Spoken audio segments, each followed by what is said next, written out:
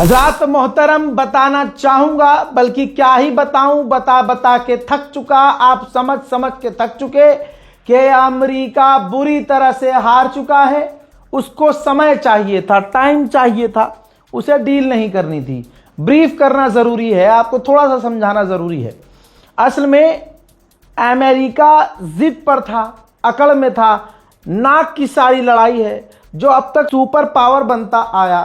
अरे अभी कुछ महीने पहले ईरान पर अटैक करने से पहले कुछ ही दिन पहले वेनेजुएला के एक देश के राष्ट्रपति को घुसकर किडनैप कर ले जाने वाला अमेरिका, भारत जैसे बड़े देश को धमकी देने वाला अमेरिका, पूरी दुनिया को टैरिफ की धमकी देने वाला अमेरिका, ग्रीनलैंड पर कब्जा करने की धमकी देने वाला अमेरिका, कनाडा को 51वां राष्ट्र बनाने की धमकी देने वाला अमेरिका, जो पूरी दुनिया में सबको डरा रहा था और अपने मिलिट्री की धमकी दे रहा था, अगले ही मोड़ पर ईरान ने पीट दिया उसी को। तो नाक पर तो बात आ गई है। तो अब जिद पे था ट्रंप कि हम न्यूक्लियर ईरान से छीनेंगे, कि ईरान हमें गारंटी दे कि हम परमाणु नहीं बनाएंगे और यूरेनियम नहीं बनाओगे, और जो आपके पास यूरेनियम है वो भी हमें दे दोगे। ऐसी आड़ी टेढ़ी मांग रखी गई और काफ़ी मतलब कबूल ना करने वाली मांग रखी गई। हालांकि ईरान ने खुद कहा, ईरान डेलीगेशन ने, कि जिस तरह से अमेरिका ने हमारे सामने मांग रखी, हमें इस बात पर यकीन हो रहा है कि ये डील चाहते ही नहीं थे, ये यही चाहते थे कि डील खराब हो जाए, और वही हुआ। अब दोस्तों तनाव बढ़ गया है। अब जो अमेरिका है उसने, जैसे मान लीजिए बच्चों को समझाने के लिए, ये बच्चों ये स्ट्रेट ऑफ हॉर्मुज है, ये स्ट्रेट ऑफ हॉर्मुज है, यानी मेरा ये घर है, ओमान का मेरे सामने घर है, ये मेरा घर है, ओमान का मेरे सामने घर है, और ये जो गली गुजर रही है, तो मैंने यहाँ पर, ये मोड़ है थोड़ा सा मेरी गली में, मेरे घर के आगे मोड़ है, उस साइड ओमान है, इस तरफ मैं हूँ। मैंने क्या किया, यहाँ पर बैरिकेड लगा दिए कि अब जो यहाँ से जाएगा भाई मुझे पैसे देगा 20-20 रुपये, फिर आगे जाएगा। अब यहाँ पर अमेरिका की नेवी की इतनी फटी पड़ी है कि आने को तैयार नहीं है, ठीक है, वो नहीं आ सकती है यहाँ। तो अमेरिका ने क्या किया, अमेरिका की पहुँच पीछे तक है, गली की एंट्री तक, तो अमेरिका ने वहाँ पर बैरिकेड लगा दिए कि भाई तुम वहाँ लगा रहे हो बैरिकेड, हम यहाँ लगाएंगे। और ईरान क्या कर रहा था, यानी मैं क्या कर रहा था, अभी तक जो आ रहा है चाहे वो किसी भी देश का हो, अगर वो मुझे पैसा दे रहा है, मैं जाने दे रहा था कि चल ठीक है। तो किसी देश में अगर बहुत ज़्यादा दिक्कत हो रही थी तो पैसा दे के निकाल रहा था वो अपना, कि ठीक है भाई दे दो पैसे यार रजा भाई को, लेकिन टैंकर अपना निकाल लो। यही सीन ईरान के साथ, कि भाई ईरान को पैसे दे दो, टैक्स भर दो, टैंकर निकाल लो, अपने मुल्क में LPG की कमी हो रही है, तेल की कमी हो रही है, कम से कम वो तो पूरी हो, भले ही थोड़े हम महंगी बेच लेंगे। के अलावा अपने दोस्त साथियों को जाने दे रहा था, अरे रशिया चलो भाई निकलो, अरे अस्सलाम वालेकुम चाइना आओ आओ आओ, सलाम टू इंडियन पीपल, है ना, ये चल रहा था। अब उधर से रास्ता बंद कर दिया किसने, अमेरिका ने, कहा कि अब कोई भी नहीं जाएगा, कोई नहीं। अब मुझे बताओ ये कहाँ का सॉल्यूशन हो गया भाई, ये तो चीज़ और ख़राब हो गई। और रजाग्राफी की एक प्रेडिक्शन लेते जाइए, आने वाले टाइम में, अब जो टाइम खराब हुआ है, भारत पर सीधा असर पड़ेगा, और दुनिया के जो बड़े बड़े देश पहले से परेशान थे ना, अब बहुत ज़्यादा परेशान होंगे, क्योंकि इक्का दुक्का अब टैंकर भी आना बंद हो जाएंगे। ये एक बड़ी मुसीबत है। अब मेन पॉइंट पे आते हैं भाई, ईरान ने छेद दिया है, टाइटल पर ये लिखा है हमने, अब बिल्कुल एग्जैक्ट वही लिखा है जो सच में ईरान ने किया है। सलमान खान का एक डायलॉग था ना किसी फिल्म का, कि हम तुम में इतने छेद करेंगे कि कंफ्यूज हो जाओगे कि सांस कहां से ले और कहां से। जरा इस जहाज को देखिए, ये अमेरिका का टैंकर है, ब्रिटेन पर क्षतिग्रस्त होकर उतरा था। ध्यान से इस जहाज के अंदर हुए छेद को देख लीजिए, आप उंगलियों से गिन नहीं सकते कि कितने छेद हैं, और छेदने वाला ईरान है। ईरान ने इतनी मिसाइल दागी, इतनी मिसाइल कि मिसाइल के छर्रे निकल के इन टैंकरों को छेद चुके हैं। अब ये इमरजेंसी में ब्रिटेन में उतरे। ब्रिटेन में कई दिन लगाकर इसके छेदों को भरा गया। फिर छेद भर के जैसे तैसे इसने उड़ान भरी है अमेरिका के लिए। अब आज ये अमेरिका जाएगा रिपेयर होने के लिए। तो असल में अमेरिका को जो ढंग से छेदा है किसी ने, उसका नाम ईरान है। इन तमाम चीज़ों के बावजूद अगर किसी चूरन को लग रहा है कि अमेरिका जीत गया है, तो मैं कह रहा हूं कि अमेरिका को अपना बाप बना लो, कोई दिक्कत नहीं है। मेरे दोस्तों, अब मैं आपको बताने वाला हूं कि अब और हालत खराब होने वाली है। डोनाल्ड ट्रंप ने अब जो कदम उठाए हैं, ये अमेरिका का गला घोटेंगे इंशाल्लाह। भाई, अमेरिका के चैनल पर, फॉक्स न्यूज़ पर डोनाल्ड ट्रंप ने ऑडियो में बोला, वीडियो नहीं है, वो सामने नहीं आए, ऑडियो में बोला है, आपके सामने एंकर है, तो मैं आपको बहुत शॉर्ट में बता रहा हूं कि ट्रंप ने कहा कि ईरान ने सोचा था उनके पास बहुत कार्ड हैं, लेकिन हम स्ट्रेट ऑफ हॉर्मुज़ वाला कार्ड उनका बेकार कर रहे हैं, हम पीछे से रास्ता बंद कर रहे हैं। अरे, अब आप दिमाग लगाइए। ईरान कह रहा था स्ट्रेट ऑफ हॉर्मुज़ बंद कर देंगे, तुमने कहा खोला रखो भाई, वरना ये कर देंगे वो कर देंगे, उखाड़ कुछ नहीं पाए। अब अमेरिका पीछे से कह रहा, अच्छा तुम बंद करोगे तो हम और पीछे से बंद कर देंगे। तो ऐसे देखा जाए तो अमेरिका ईरान की मदद ही तो कर रहा है इनडायरेक्ट वे में। नुकसान ईरान का क्या है? बस वो टैक्स के पैसे नहीं ले पाएगा। ईरान को कोई तेल की कमी होगी? नहीं होगी। ईरान को खाद्य पदार्थ की कमी होगी? नहीं होगी। ईरान को गैस की कमी होगी? नहीं होगी। दिक्कत किसे आएगी? दिक्कत आएगी जो ईरान के उस स्ट्रेट ऑफ हॉर्मुज़ से दूसरे इलाकों से तेल और ईंधन लेकर आते थे। लेकिन गुलाबी सुअर को यह गलतफहमी है कि नहीं, हम ईरान को नुकसान, इसमें तो ईरान का फायदा है कि अब स्ट्रेट ऑफ हॉर्मुज़ पूरा खाली पड़ा है। और पूरी दुनिया का जो प्रॉब्लम था वो ये था कि स्ट्रेट ऑफ हॉर्मुज़ खुल जाए। गुलाबी सुअर ने तो उल्टा बंद कर दिया। अबे, ये कौन सा बड़ा काम कर दिया तुमने। अब आगे सुनिए, डोनाल्ड ट्रंप ने फॉक्स न्यूज़ पर कहा है कि स्ट्रेट ऑफ हॉर्मुज़ बहुत जल्द खुल जाएगा, थोड़ा टाइम लगेगा लेकिन खुल जाएगा। अब बताइए, पहले कहता है बहुत जल्द खुल जाएगा, अगले वर्ड में कह रहा है कि थोड़ा टाइम लगेगा। अबे ये क्या कहूं, दुनिया का सबसे घिनौना जानवर है, मोटी बुद्धि।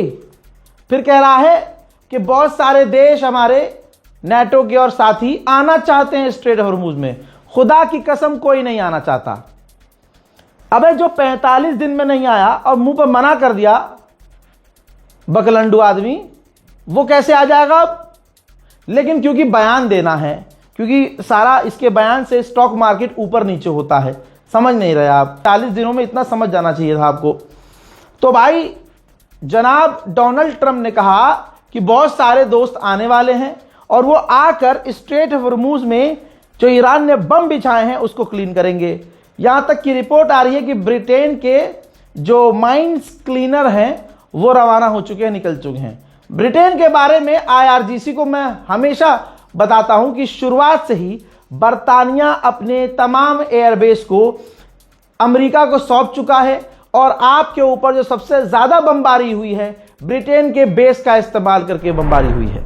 इसी कॉल पर डोनाल्ड ट्रंप ने मीडिया से कहा कि हमें सब कुछ मिल गया। काफी इंटेंस बातचीत शुरू हुई थी, बहुत ही खराब मूड में, लेकिन बात करने के बाद थोड़ा सब कुछ नॉर्मल हुआ और हमें सब कुछ मिल गया। ईरान हर चीज पर राजी हो गया, लेकिन ईरान परमाणु पर, यूरेनियम पर राजी नहीं हुआ और ना स्ट्रेट ऑफ हॉर्मुज़ पर।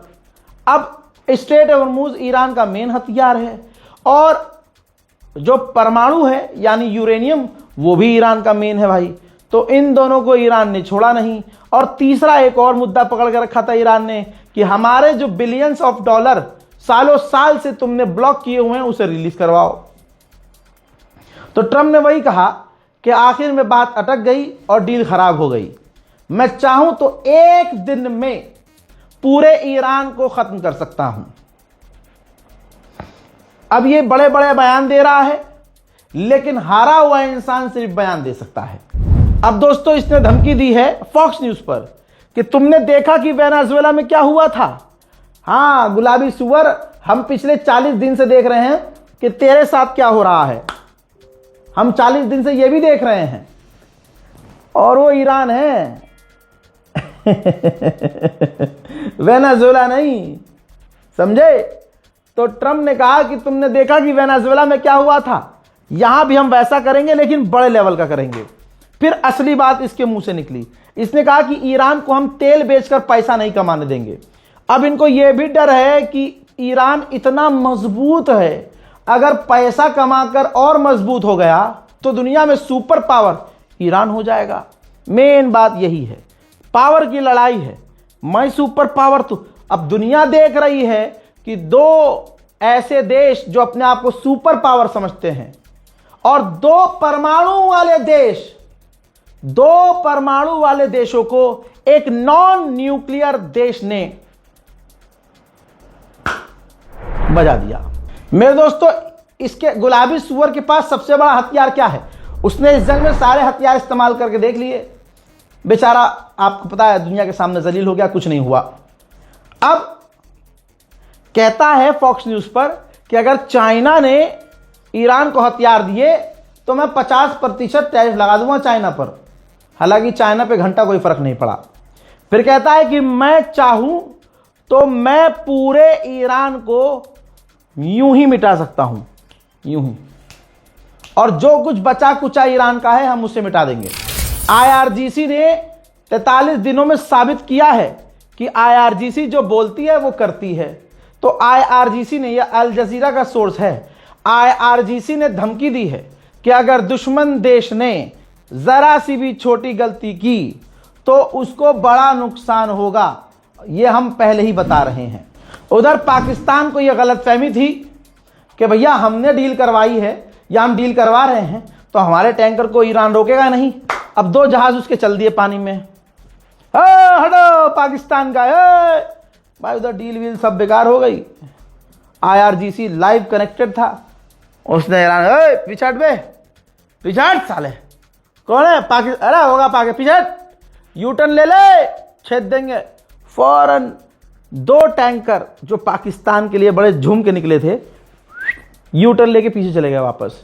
स्ट्रेट ऑफ हॉर्मूज में भाई सैकड़ों जहाज फंसे हुए हैं, और क्योंकि हम भारतीय हैं तो यह खबर जान लीजिए, भारतीय टैंकर दर्जनों फंसे हैं, 22 से 25 जहाज, और हर जहाज में एवरेज मान के चल लीजिए कि 20 से 25 इंडियन हैं। तो हमारे कितने भारतीय फंसे हुए हैं? मैं प्रधानमंत्री माननीय नरेंद्र मोदी जी से रिक्वेस्ट करता हूं कि अपनी ताकत दिखाएं। जिस तरह से आपने रशिया और यूक्रेन की जंग रुकवाई थी, जिस तरह से आपने थाईलैंड और कंबोडिया की जंग रुकवाई थी, जिस तरह से आपने अफगानिस्तान और पाकिस्तान की जंग रुकवाई थी, यहां भी अपना जलवा दिखाइए। अरे उठाइए फोन, हड़काइए ईरान को, डायरेक्ट IRGC कमांडर को धमकी दे दीजिए। आपके पालतू तो है ही गोदी मीडिया में, आपको दिखा रहे हैं कितनी पावर है आपकी।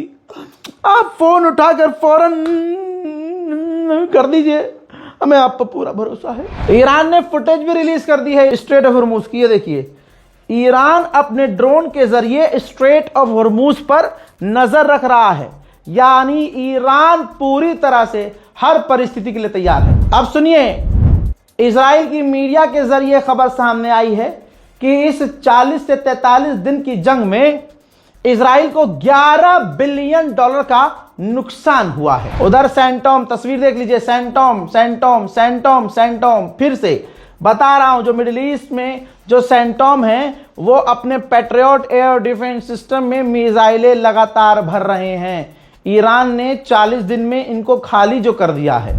उधर ईरान के राष्ट्रपति पेजेश्कियान ने बात की है पुतिन से और कहा है हम तो ईमानदारी से सीज फायर के लिए, परमानेंट जंगबंदी के लिए, शांति लाने के लिए, इलाके में शांति फैलाने के लिए हर तरह से तैयार हैं। और एक बात बड़े माजरत और बहुत मोहब्बत और इज्जत के साथ कह रहा हूं, जो ईरान के राष्ट्रपति हैं पेजेश्कियान, इस वक्त पिछले 40-45 दिन से उनके हाथ में कुछ नहीं है। यह भी याद रखिएगा, बहुत अंदर की बात, जो भी ईरान में हो रहा है वो सिर्फ IRGC कंट्रोल कर रही है और सुप्रीम लीडर कंट्रोल कर रहे हैं। इस रिपोर्ट को शेयर कीजिएगा, अपनी राय कमेंट सेक्शन में जरूर लिखिएगा। मैं हूं रजा, गोदी मीडिया की सजा चैनल को सब्सक्राइब कीजिए, सच्चाई देखते रहिए। जय हिंद।